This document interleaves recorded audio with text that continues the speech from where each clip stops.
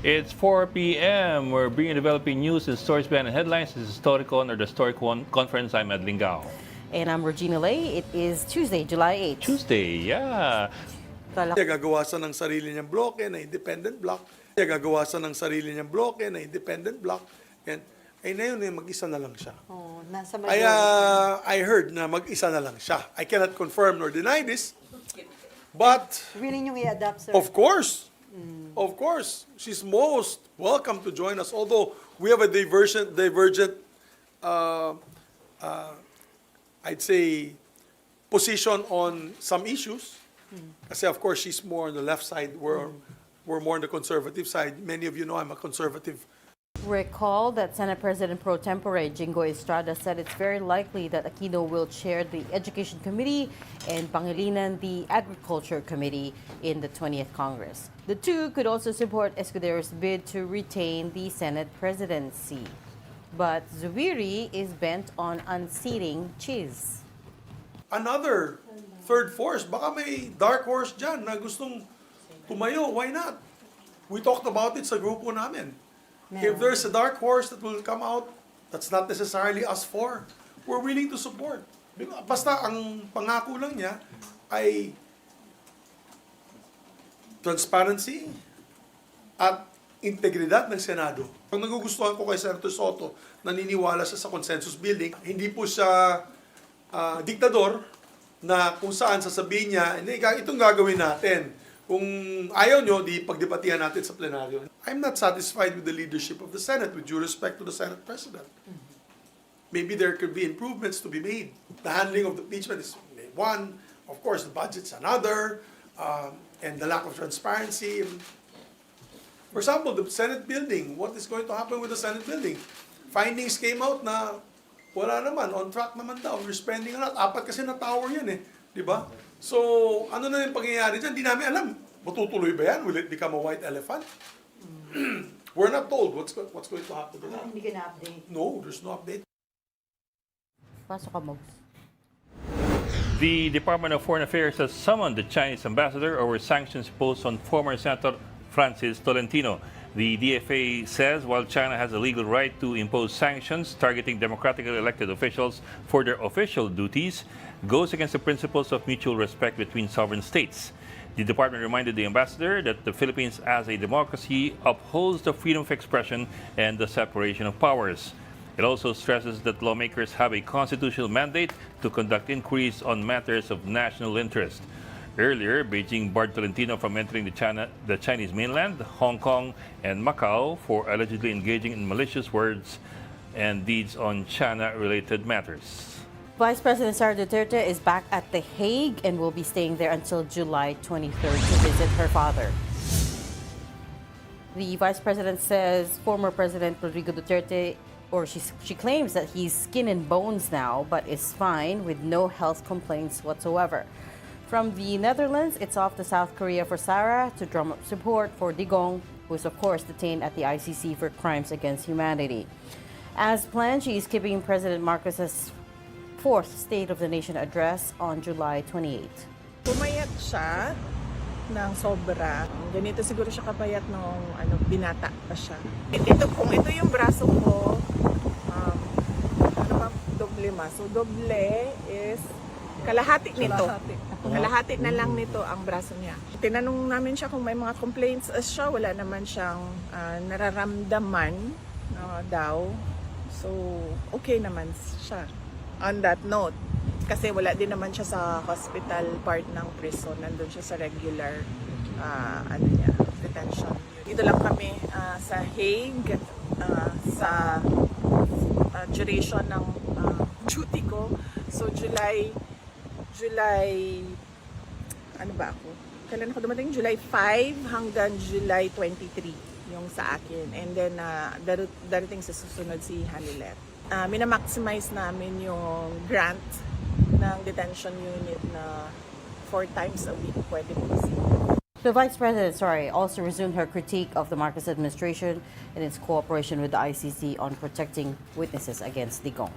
Nakakalungkot. Sinasabi nila walang ebidensya, pero meron sila ngayong witnesses na kaya naman nila pala bayaran yung ngayon, yung pagbabiyahe. Pero nakakalungkot kasi sobrang bagal ng galaw nila para sa ating mga kababayan na naiipit sa kaguluhan sa Iran at sa Israel. At nakikita ng taong bayan nasaan ba talaga yung priorities ng administration na ito. Apparently puro politika lang yung paninira sa politika lang yung kanilang prioridad. Gawa-gawa talaga na ebidensya at yung ibang ebidensya nila, meron din tayong ebidensya na kinuha yon by force or intimidation or harassment of individuals. So, makikita din natin yun soon, very soon. And here's a quick rundown of other stories. Malacanang says the next ombudsman must be brave, fair, and upright in carrying out his duties. The palace confirms that no shortlist has been given to the president yet, but emphasizes that these traits are essential for all public servants. Justice Secretary Boying Rimulya is one of the applicants for the ombudsman position. The country's unemployment rate dropped to 3.9% in May. That's down from 4.1% the month prior. This translates to 2.03 million jobless Filipinos. That's slightly lower than the 2.06 million recorded previously. Underemployment also improved, falling to 13.1% from 14.6%. And U.S. President Donald Trump has imposed a 25% tariff on imports from Japan and South Korea, along with new import taxes on 12 other countries effective August 1st. Trump warned foreign leaders of these nations against retaliation, threatening to increase tariffs even further if they raise their own. And joining us today. Finally, we have you here. Okay. Storycon's resident political That heckler. was a very pregnant pause. Isang araw lang nawala. Hindi, kailangan namin ngayon kasi marami kayong gusto yung tanong sa'yo ngayon. Ronald Llamas nga pala. Dito Ronald Llamas. Oo nga pala. Nga pala. Isang araw nawala, nakalimutan mo na ang pangalan niya. Oo nga pala. Oh, ito. And from the Philippine Star, we've got Editor-in-Chief, Ami Pamintuan. Hi, Ami. Hi everybody, happy Tuesday. Happy Tuesday. Bakit may tawa pag introduce kay Ronald? Siyempre. Di ba? Pregnant pause talaga There's eh. always, parang parating may laman yung tawa. Hindi katulad ng Oo nga. attire ni Kwan, maaliwalas. Di ba? Maaliwalas ang dating, yung ganyan. Kahit marami kang problema, ay makakalimutan mo. Oo. Siyempre, madilim eh. Masama yung weather eh. Sakto, Masama yung we're all weather. wearing dark here, tapos ikaw lang yung naka-white. Dark na nga yung labas Teka ka lang, na. are you feeling better? Okay ka na? Ha? Okay ka na? May sakit ka ba? Never been better. That's why nag-zoom siya ng isang araw, di ba? Or was that Last just an week, excuse? Last week pa yun eh. Last week pa ba yun? Last week yun eh. Kagabi, nasakman ako, Batangas. Ano meron? Naglalamya doon na. Ano ba meron sa Batangas? Kahapon. Solar panel. Mga sabongerong Saka ano? linggo. Sa bungero? Mga Related dun sa ano? Mga sabongero Related dun sa na- kaso? Tagaytay yun. Binoon sa ano? Tagaytay, oo. Malapit na. Tayo is basically Batangas. Kadikit ng Batangas. Oh, Taal eh. Nandun sa Taal Lake eh. CBCP General Assembly sa Lipa. Ayun. Oo nga. Oh, ano CBCP? nangyari dun sa CBCP? that's Ngayon, may right. bago ng presidente dahil 2 terms na si Ah, yeah. Cardinal Ambo eh. Correct, 2 terms si na Fish. siyang presidente. So, So, ano na? Sino na ngayon? yung kwan. Bishop Roel Llamas. Bishop ng Lipa. Argeles? Oh, yung lipa. Okay. Yeah. Argeles, di ba? Also Mag-i-issue first ba sila ng statement sa impeachment? Are they thinking about it? Mas naglabas sila ng statement sa gambling. Mm. No, wala pa sa impeachment. Yung sa gambling, the concern over the spread Online of gambling. gambling. Online gambling. Wow. Na basically, offshoot nung statement ni Cardinal Ambo nung siya ay CBCP president pa, a week ago, na binanatan niya ang gambling in general. No? Kasama na rin itong isabong, kasama na rin itong online gambling. Tapos, ayun nga, naglabas sila ng statement last Sunday tungkol sa online gambling. Pero grabe talaga, nagkalat na siya. Tapos ako hindi mo na magpusoy. Pusidos. hanggang old maid lang ako eh. Oh my God, Ed Lingao. Alam mo yung old Ang maid. Department of Finance, pinag-aaralan pa lang daw yung tax, ha? Oh my Sa goodness. online gambling, pinag-aaralan pa lang daw ng Department of Finance. Meron naman what they call the digital Kung transactions tax. Meron naman the digital transactions tax, but of course, Yung iba kasi mga pogos na bago lang yun. shift yan eh. Yeah. Sa online gambling. Okay. Saka let's- ano, yun factor na to nga, your ang exit. warning ng iba, kapag tinax mo yan, baka lalong dumami yan. or if Yan ang sabi ng iba. the other side of it as well is if you ban it completely, it'll go underground. underground. You're never gonna get Underground rid naman. of And you don't earn gambling. from it. It's a industry as old as time, right? Hindi mo naman talaga ma-eradicate yan. The question is, do you need more regulation at this point or Well, kaya ang ginawa sa China, nilagay sila sa mga areas na para pwede economic sila. zones? Para Oo. Macau, ayan, pwede kayo dyan. Macau, oo. Pero i-regulate. Sa Special. Pilipinas. Sa mainland China, ay kulong kayo. Mainland bawal. Special Yung mga economic nagmamadyong zones. nga, Correct. nagmamadyong during COVID, ayun, hinuli yun eh. Ay, naku. Oh, yung Ah, mga, kulong kahit sa ka. mga private na bahay, mga nagmamadyong. Itong Pogo, kaya umalis ng China, Kasi bawal na. Correct. Matindi ang parusa Correct. dyan. Exactly. That's Kaya why sa it atin spread pumunta. to Southeast Asia. Okay, wait. Let Our me guest is here. put a pin on this conversation because our guest is ready. Today, we're speaking to former Senate President Frank Drilon. Good afternoon, sir. Welcome back to Storycon. Hi, Senator. Good afternoon, sir. Good afternoon, Good afternoon. SP Drilon. Opo. Yun po yung introduction namin sa iyo because first and foremost, we are talking about the race for the Senate presidency. So I guess my first question to you is, what do you think about all that's going on? Of course, every Congress naman may konting intriga over the who gets to be Senate president. But also this time around, we're seeing some unusual things, right? So you've got so-called veterans bloc, or they also call themselves the conscience bloc. There's 4 of them there. Tapos si Senator Riza is suddenly looking like she's going to be All on her alone. own as in the minority bloc as an opposition member. And then, yeah. So how are you reading all of these? This only indicates the lack of any political party system in our present form of government, in our present situation. There are no political parties to talk of. In the Senate, there are 24 political parties. Let's not kid each other. Each senator is a separate republic. And that's a truism. I've been there, I've done that, as they say. So, that's the difficulty of our political situation. And this was brought about by martial law when the father of the present president abolished all political parties because it was inconsistent with the with the authoritarian rule. You cannot have political parties. So what you have today is an aggregation of politicians pretending to belong to a political party when in fact they are all individual parties, individual personal interest, nothing of the platform that they talk about. Pero sir, I mean, I had the impression that the Liberal Party thought of itself as a serious political party with a serious ideology. You were former president of LP, former chairman as well. How do you see developments now with, for example, Kiko Pangilinan joining, for example, the majority bloc? Rumored to be. We don't have confirmation Because yet. he's gotten a major committee chairmanship, and from what we understand, he's already, for all intents and purposes, part of the majority.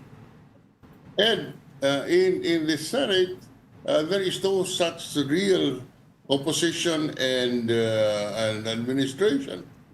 Each senator would like to be independent, to project his own program, his own policies, and the fact that the other thing in the Senate is that everyone, regardless of your affiliation with the administration or with the opposition, you have a committee chairmanship. So the delineation between the majority and minority would always be how would you call this? Mumbled, and nothing. You could not see a clear delineation, so that each senator would take a position on the basis of his own principles and beliefs, nothing to do with the party. So you do not hear of a political whip in our Senate or in the House, because these are all individual, how would you call this, agenda. I understand, sir. But, sir, wouldn't the LP want to call itself a serious political party? Kasi Well, yes, we are a serious political party. The fact that we have been there and continue to exist as a political party, yes, we are a serious political party. How effective we are in a scenario today, how effective we are is something that one can debate on, how effective we are as a political party. So that's the reality that we face today. So SP Actually, Frank Senator, Drilon, SP Drilon, ang ibig nyo sabihin, the difference between the majority and the minority is not very significant. At this stage in the Senate, I just talk about the Senate. In the Senate, You're in the correct. Senate. Oh. You're correct, Ronald. It is not that significant. In the Senate. Kayo, SP, ay naging miyembro ng minority at saka majority do sa mahaba niyong panahon sa Senado. So walang major difference when you were in the minority or in the majority? The difference is in the individual stand of the senators. They always project a stance independent of any political party, because there is no real political party to talk about in the first place. Actually, Senator, yan ang tinatanong ng mga tao ngayon eh. Outside the Senate, actually, nakikita mong phenomenon ngayon nationwide, parang walang opposition o hindi maintindihan kung ano ba yung opposition ngayon. We know naman that the Duterte camp is positioning themselves as the new opposition. Pero paano yung, I'm asking you this because you belonging to the Liberal Party, yun ang tingin namin na opposition to the Marcos administration. Ano ba ngayon talaga yung opposition in this administration? I am as confused as you are, Abby. So, I will go back to my theory. There is no real political party system as we know it today. Whereas before, you were not just born, Ami. The nationalistas and the liberals are two distinct political parties. All of that disappeared during martial law. So, you are confused. I don't blame you. Everybody is, no. You have. Senator, halimbawa si Bam Aquino, that's a surname na always identified with anti-Marcos forces, ano? Pero kung totoo nga yung mga reports ngayon, speculative reports, that he will be joining ng majority, ano na yung definition natin nun? And also, I'm asking this question, kasi sabi nga ni Senator Risa, sana daw mag-unite yung opposition for the 2028 general elections. Ano yung mag-unite kung ganyan na sa Senado pa lang, hindi na nga makapag-usap-usap. There is still an opposition because there are certain one or two senators who do not affiliate themselves with the majority in the Senate. So they are in the perception opposition, but really in the Senate, it's all 24 republics that you talk about. Tama yung sabi nyo, SP, no? There is no real political party system sa Pilipinas. But there are a few real political parties with an ideology, with clear membership, with clear policies, and even an internal whip. Ang tanong ko, SP, paano kung, halimbawa, partido ka na nasa Senate, tapos may partido ka na nasa Congress, hindi ba pwedeng, di ba dapat at the very least, pareho silang magkasama, halimbawa sa majority or sa minority? Halimbawa, si Senator Laila de Lima nasa minority sa Congress. No? Tapos yung party mate niya, si Kiko, nasa majority naman sa Senate. Di ba magkakaroon ng kanyon ng kaunting problema? Halimbawa, si Senator Risa, minority sa Senate, pero yung kanyang partido, sila Chel Jokno, minority rin sa Congress. Hindi pwedeng maging magkaiba sila. And sir, also confusion on the part of the public. That only confirms what I said, that there is no real political party as we understand it today, because there is no platform that, I mean, there is no commonality in the platforms that each member of Congress would stand on. Let's not kid ourselves. I will be happy to be proven wrong, but from what I see, there is no real political party system as we know it before martial law. I hear what you're saying, Senator, no, about the 24 republics. Everyone has their own individual agenda. But to follow up on the, Ami's question, I think it feels personal to a lot of people because they voted for Bam and Kiko specifically so they could be with Senator Risa in the minority bloc, right? So this feels like a betrayal to a lot of people.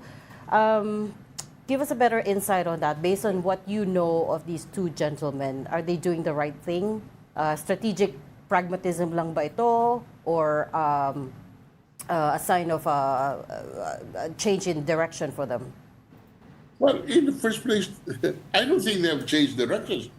Bumps campaigned on the platform of education.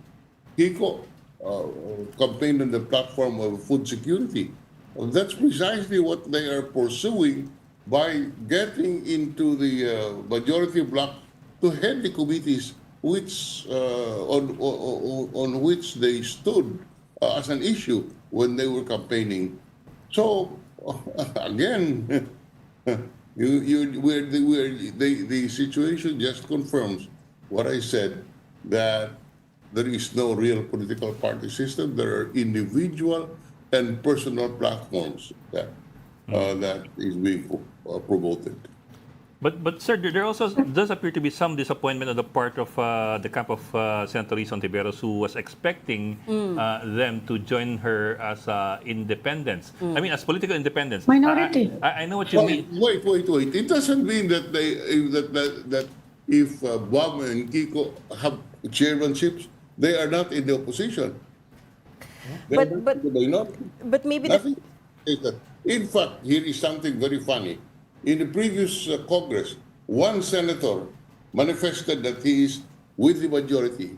He was voted as part of the majority when the contingent of the Senate was sent to the Commission on Appointments. Pagdating sa Commission on Appointments, the legislator said, I am a member of the minority, so I should be the minority leader. So, you see, that kind of a situation really creates confusion, and I don't blame you guys for raising these questions. These are valid questions, but it is brought about by the kind of setup we have today. Senator, tanong ko lang because she belonged to the Liberal Party, which is identified nga with the forces that are not in alliance with the, yung gana lang, hindi na lang opposition, that are not in alliance with the Marcos administration. Meron ba kayong efforts to consolidate nga for the 2028 races para magkaroon ng, inaasahan ng mga tao kasi magkakaroon ng third force.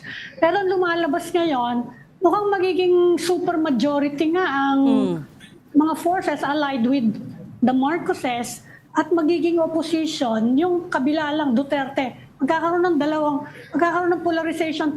Yun ang sinasabi ng Duterte campaign na yung dating opposition, sabi nila hindi na opposition yan, kami na opposition ngayon. Kakampi na sila ng administrasyon. Why?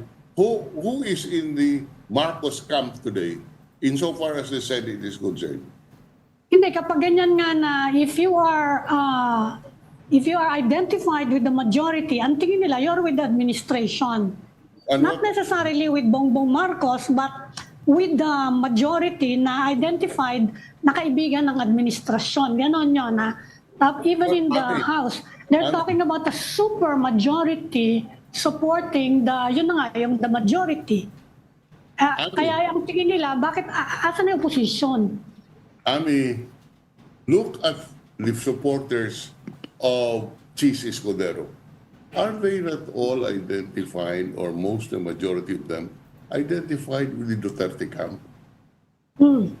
So why are you saying that that if you are in the majority, you are with the Marcos administration? No, so, again, confusion. I'm telling you, I know for a fact that a majority of those supported by the Duterte camp in the last election are now holding the majority in the Senate. So again, this only indicates that the lines are crossed, are confused between the majority and the minority, because in the Senate there are 24 political parties. With the committee chairmanship, Senator, I guess if we were to delve a bit deeper there, the worry is that at what price did these chairmanships come at, right? So for example, Senator Mig-Zubiri pointed out that feeling niya nasa sideline sila, right? They're not getting any real important committees. In fact, he joked at a press conference that he belongs to a GC called the Slap Soil Group, Hampas Lupa Group, because they're not getting any of the important committee chairmanship. So if Senator Bam did get what he want, which is education, Senator Kiko did get what he want, which is agriculture, at what price did these committee chairmanships come, right? There's got to be something, a trade-off. What price? The vote of the Senate President. That's the price that they pay. So if you are with the majority, you vote for whoever is the candidate of the majority, and you negotiate on the committee that you would chair, given your mandate and given your program. So, sir, being part of the Senate majority is only a sign of your support for the Senate President, not necessarily of Malacanang. Yes, you can put it that way. That could remove some of the confusion. The majority is not necessarily the majority supporting the administration, because I repeat, each senator would stand on his own agenda and platform. But sir, for example, when it comes to the impeachment, I know then they transform into an Yes. impeachment court. But when it comes to the impeachment, for example, do we still expect, or should we still expect, the senator judges to vote according to those lines of those allegiances, between Mig-Zubiri and Chis Escudero, o watak-watak na yan? You're talking about a different animal altogether. Dagdag sana sa SP doon sa tanong ni Ed, dahil we're not existing in a vacuum, ang nangyari kasi this past 2 months, malinaw yung mga actuations at saka position ni Senate President Chis Escudero vis-a-vis impeachment. Diba? So, does that mean yung support kay Chis Escudero is also a support for his position on impeachment? Well, you can say that, maybe, but it is quite obvious that, there were some concessions made behind the scenes. We do not know what that is, but the majority was formed on the basis of alliances on certain issues, and we just have to wait and see. For example, the first issue that will come up, Ronald, will the Senate try the impeachment complaint, or will they dismiss it outside? That's the first issue. And here, kanya-kanyang position and kanya-kanyang, commitment. So, because there is no political party to talk about. But the crucial issue when the opening of Congress comes, insofar as the Senate is concerned, will there be a trial on the impeachment? My reading is that, this case would end up in the Supreme Court. There are so many legal issues raised, and I am concerned that there will be no trial, but the issue of jurisdiction will be immediately raised. But it is also Actually, your opinion, Senator, nababasa niyo ba si President Marcos? Kasi yung actuations ni Senator Chis, meron ding speculation na he is actually It's consistent actually with the public position of the president na ayaw niya yung impeachment. Di pa nagbabago yung posisyon na yun ni President Marcos actually na wala siyang nakikitang dahilan para i-impeach yung kanyang dating partner sa unit team. Yeah, I have stopped trying to analyze those things, Ami, because I could never figure out, what it is. So I'm at a loss as to how. Yeah. And I'm sure political observers, like my good friend Ronald here, will be uncertain of his prediction of what can happen. What I'm inclined to believe is that there will be no trial on the merits initially. How the Supreme Court, assuming that prediction comes true, how the Supreme Court will rule on this, because the issue will be brought up to them, is something that it's worth watching out for. But to be clear, Senator, it is also your personal opinion that the Constitution mandates that they try this case, right? There are only two ways out, which is to either acquit or convict. Can I just clarify that once again? That's correct. In my view, the Senate, as an impeachment court, is not allowed to rule on questions of evidence. Of jurisdiction. The trial becomes mandatory the moment they receive the impeachment complaint, and a dismissal on the ground of alleged lack of jurisdiction cannot be sustained. But ultimately, this is a legal question that will be decided by the Supreme Court. How the gods of Padre Fara will rule, my guess is as good as yours. Actually, tama yung sabi ni SP Drilon na itong confusion na ito will come to a head pag open ng Congress, specifically on the issue of the impeachment, whether to dismiss or to continue. At itong magiging opening din, mas fundamental ito dun sa pinag-uusapan nating possible differences between pink and yellow forces. Dahil medyo united naman yung pink sa usapin ng impeachment.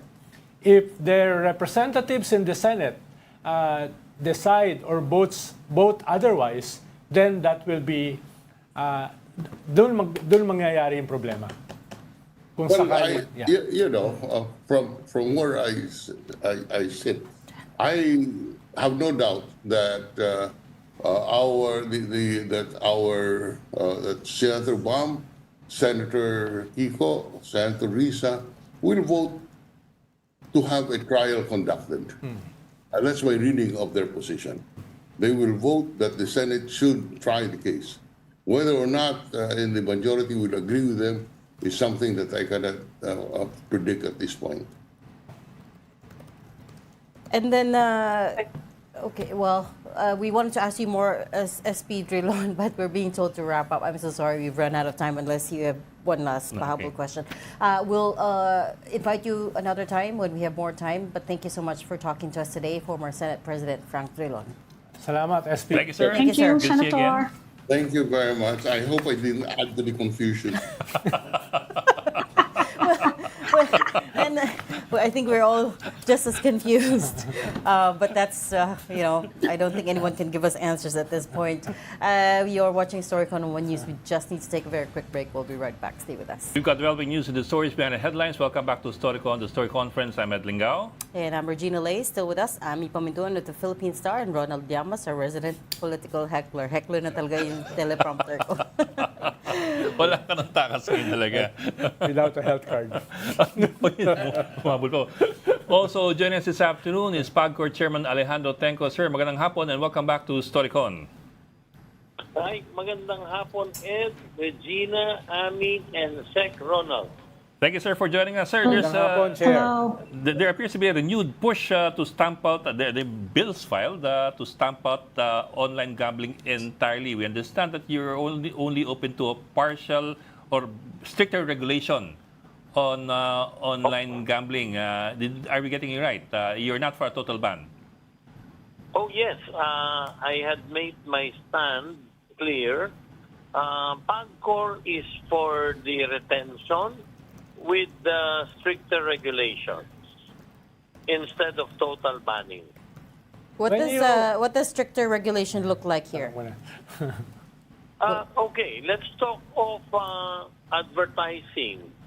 We have been in the process of discussing with the Ad Standards Council on the possibility of regulating all the outdoor billboards and prime time advertising of online gaming operators on primetime TV, no? That's from 5:30 to 8:30 p.m. Mm-hmm.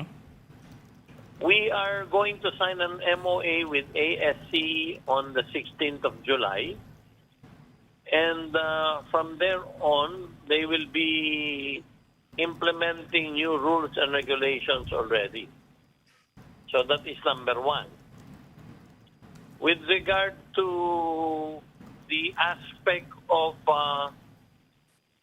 the need for counseling for those who are already addicted to online gaming, we are already in talks with the Seagulls Flock Foundation, and we are in the process of finalizing also the possibility, the setting up of a 24/7 hotline where customers or gamers who need counseling can call and talk to trained call center representatives. Mm-hmm. So yes, sir. that is in the aspect of counseling for those who are already addicted, no? Mm-hmm. With regard to the issue of operations, Mm-hmm. there are now AI-powered tools that vendors are presenting, wherein there will be new software that will, number one, do self-exclusion.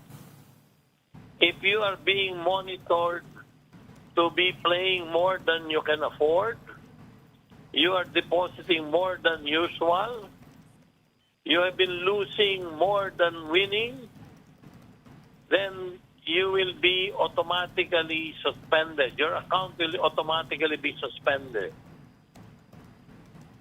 We are also looking at AR-powered KYC, or Know Your Clients, so we can strictly implement the registration of gamblers or gamers who should be at least 21 years old, instead of those that those who are playing and they're less than 21. And then we also have a AI-powered tool now that we're looking at, where we can monitor your gaming activity. So then, again, you either get suspended or your account can be canceled. Mm-hmm. So these we have been looking at in the last few months. And as you very well know, online gaming being only new, these tools are just coming out lately. Yes, sir. Sir, I note with interest yung sinabi niyo na on operations side, you're looking at AI tools which would exclude people who, number one, deposit more than usual, number two, lose more than winning, lose more than they win. Doesn't that already describe most gamblers who lose more than they win? And can I just point out that those tools are not exactly new because they've been available in other countries for many years now. Maybe not AI maybe it doesn't use AI, pero those self-exclusion tools have been around for a while. So go ahead, sorry. Well, actually, for online gaming, ngayon pa lang po lumalabas ito worldwide. In fact, the Canada and the US, it was only recent that they have been using this tool. Mr. Tenkot, you mentioned regulation of advertising for online gambling. How about yung sa, yung sa digital advertising? Kasi yung sa cellphone ko, kahit anong gawin ko, hindi ko matanggal yung advertising ng casino gambling eh. Opo. Kahit paulit-ulit kung tanggalin, babalik at babalik siya within seconds.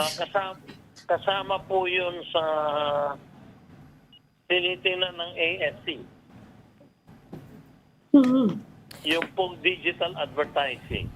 Kaya lang po, inuuna natin itong mga nagkalat na billboards ngayon all over Metro Manila, NLEX, SLEX, and Pero actually, major sir, yung thoroughfare. mga online yung mga gambling addict, actually nahuhook sila dyan sa cellphone. Yung gambling by cellphone eh. Hindi sa billboards. Yeah, thank you. Kaya nga yan napakalaking po ay- bagay yon na hindi mo matanggal-tanggal yung mga site for online gaming in your cellphone. Pati mga bata nakukuha yun eh. Correct. In fact, we are now coordinating with NTC. Meron pong ilang phone brands. Pagbili mo po, meron na pong app sa loob na kasama. Yes.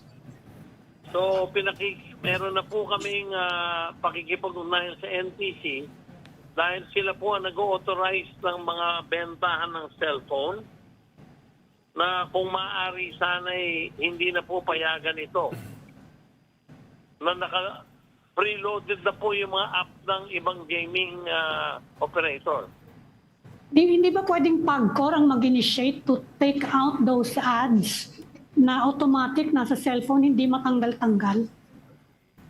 Wala po kasi, ang totoo ma'am, wala po, kaya po kami nakipag-coordinate sa ASC, sila po ang merong regulatory function na ganun eh. Is it So we are ASC? signing this MOA on the 16th of July, ma'am. And immediately, they will be implementing new rules and regulations. Yung po Chairman? ang pakikipag-usap na, yes sir. Chairman, nung dati namin kayo na-interview rito, ninunuance nyo yung difference between legal pogos and illegal pogos. No? Tinapos ni Presidente yung debate dyan nung nagsalita siya about a total pogo ban. Ngayon, siguro Yes, para sir. sa ating mga karaniwang mamamayan, ay paano natin ipapaliwanag yung difference between online gaming and pogos? Ganito po, no? Yung una, I think ang mahalaga ulit na dapat tingnan natin, yung pong mga illegal na pogo, eh hindi pigo muna, hindi po nasasakop ng PAGCOR. Unfortunately, ang nakasisira po talaga sa industriya sa ngayon, eh yung mga illegal na hindi nakarehistro sa PAGCOR. Hello? Yes, sir. Yes, we can hear you. Hello? Yes, sir. We can hear you, Yes, sir. yes. Unfortunately, Yes, unfortunately po, ang nagiging problema natin sa pangkasalukuyan, itong mga illegal natin na mga online operators who are not present in the Philippines but who are operating from outside targeting Filipino customers. So doon po, hirap na po ang DICT, NTC, PAGCOR at ang PNP Cybercrime sa pagpuputol po nitong mga online, ang mga illegal online operators na to. So doon po, yun po ang malaking problema natin sa pangkasalukuyan. Kasi ito po namang ibang mga ating mga ibang operators na legal, sumusunod naman po sila sa regulasyon eh. Ngayon, yung tinatanong nyo, ano po ang pagkakaiba sa POGO? Ang pagkakaiba po nito talaga ngayon, yung sa POGO po, even our licensees were using already their license for criminal activities. Yung pong naging scamming na po ang operations ng mahigit 90% ng mga licenses namin dati. Kaya po, kung mapapansin ninyo, hindi na po gaming ang naging hanap buhay nila. Puro scamming na po all over. Tapos, it was run na by mga big syndicates already. Right. Pero So, doon po ang talagang pagkakaiba ng POGO. Kaya, nagkaroon po ng desisyon ng Pangulo noon na hindi na po maaaring ipagpatuloy pa dahil nga nag-wild west na po yung mga Yeah. dating may lisensya. Yeah. Pero, Chairman, pero di ba that was the point I'm driving out, Chairman, na yung difference between legal and illegal pogos, yung gray area ay hindi malinaw. Kaya ang ginawa ng Presidente, total ban na lang. Hindi na usapin ng legal or illegal pogos. Hindi ba nangyayari yan dito sa online gaming? Na yung difference ng legal at saka illegal online gaming ay medyo gray. Kaya hindi ba yan gagawin ng Presidente sa incoming na zona niya? Na ito total ban na niya, yan, para katulad din ng Pogos na very confusing yung difference between legal and illegal? Hindi ko po gustong pangunahan ng Presidente. Siya po ang makapagdidesisyon yan. Ang sinasabi ko lang po, ang pagkakaiba ng internet gaming talaga ngayon, hindi na po natin may hinto because of all this technology. Mas masahol po talaga ang mangyayari sa aming paniwala pag hindi po natin i-regulate yan dahil definitely magtutuloy po yan. At pag it is unregulated, ang makikinabang lang po talaga dyan ay yung mga operators. Yeah. Sir, Samantalang ngayon po, ay nakita nyo naman, noong 2024, ang nakolekta po ng PAGCOR na license fees yan, may 50 bilyong piso po, more or less. yeah. Actually, that was going to be my last question. Sorry, Chair, we're running out of time. Pero let's sorry say about that. we are hearing na baka masama itong online gambling sa zona ng Pangulo in a few weeks' time. If we come to that point where there's a ban, give us a sense of how much in revenue the country is losing and also how much of that goes to social services. Okay. In 2024, we were able to collect more or less 50 billion pesos. And 50% of that automatically goes to social services. That includes the Universal Healthcare Act, yung PhilHealth po. So, malaki po ang napupunta ron. May napupunta po sa Philippine Sports Commission. May napupunta po sa Dangerous Drug Board. May napupunta po niyan sa DOJ para po dun sa mga nakulong na hindi naman dapat nakulong. And then, yung marami pong projects ng PAGCOR, tulad po ng mga pagpapagawa ng eskwelahan at saka mga socio-civic centers all around the Philippines. Huling tanong na lang, Chair.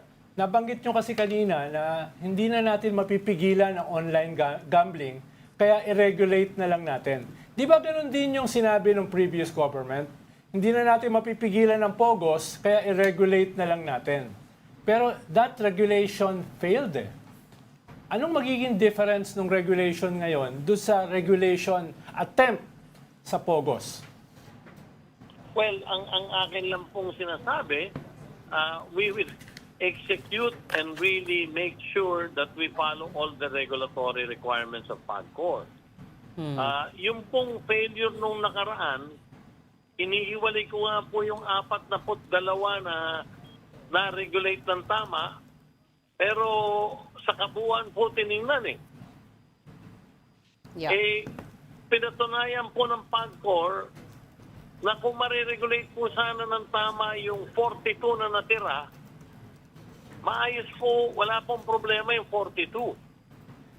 We were able in 1 year to raise 6.5 billion for 42 licensee. Samantalang yung hindi sumusunod sa regulasyon nun, na mahigit 200, ang nakolekta lang po nung dating administrasyon ay 7 bilyon at kalahati.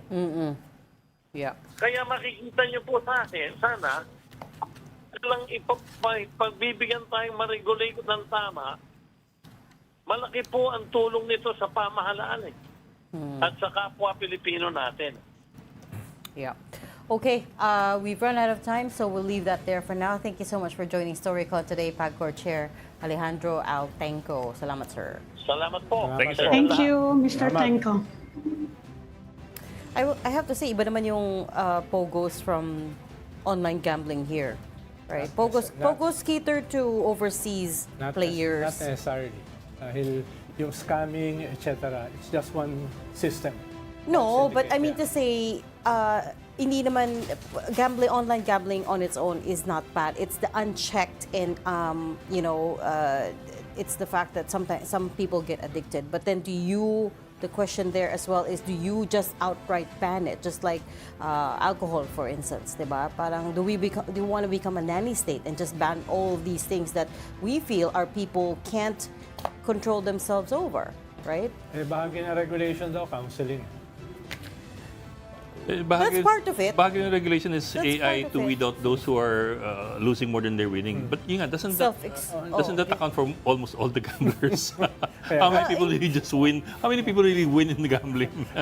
You lose a lot more, which I think a lot of So people. that weeds out almost everybody Saka else. ang POGOs hindi lang foreigners. Nagkuha na sila. For the Problema most- for the ngayon, ang most dali-dali part. na mag-online gambling nga eh. Oo, but Click ka lang sa cellphone mo, nandun ka na sa site eh. oo nga. So, no, I get it. I mean, it's a big problem, but at the same time, you have to look at it from a free market economics perspective as well, right? Do we want to be that kind of state that, paiba-iba yung policies? collection na yun na binabanggit ng PAGCOR, sinabi ng mga senador, it's just a drop in the bucket. Sa dapat na makolekta, yan isa pang problema. And yet, at the same time, our debt is... inefficient yung Yes, at the tax collection kung itatax mo. Well, that's the other thing. And then at the same time, you have record debt, right? Pataas ng pataas yung debt natin. And the revenue generation side is not going up as high. So, again, you want to take this out, saan manggagaling yung shortfall, right? That's how it is in economics. There's always a Parang trade-off. isabong, legal naman yun eh. Hindi na. Hindi, dati. Hindi na siya. Banned siya. Dati. Suspended. Dati Suspended for indefinitely. how many years? How many years ang legal? A few years lang Yeah. under Duterte. Pero Diba? tinalo pa niya yung mga online gambling. And then I remember the si Duterte din yung nag-ban din in the end ng isabong. Yeah, isabong. Yeah, siya. I remember he apologized over letting it proliferate initially in his term. Okay. Well, okay, we have to go now. Thank you so much for joining Storycon today. Ami Pamintuan, Editor-in-Chief of the Philippine Star, Ronald Llamas, a resident political heckler. Join us again, Storycon, tomorrow, 4 p.m. I'm Regina Lay. I'm Ed Lingao. We are One News, all sides, all the time.